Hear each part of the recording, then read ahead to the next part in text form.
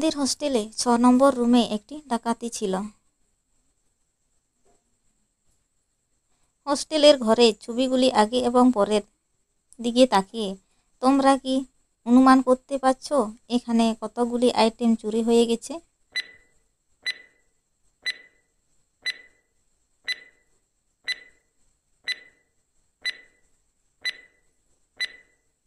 এখানে 4টি আইটেম অনুপস্থিত আছে।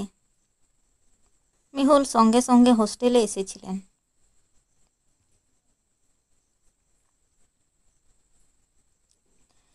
তিনি নিখোঁজ আইটেমের সংখ্যা এবং সন্দেহজনক 4 জন মেয়েকে পরীক্ষা করেছেন। তোমরা কি এই 4 জন মেয়েদের দিকে তাকিয়ে অনুমান করতে পারবে যে এটি কে করেছে?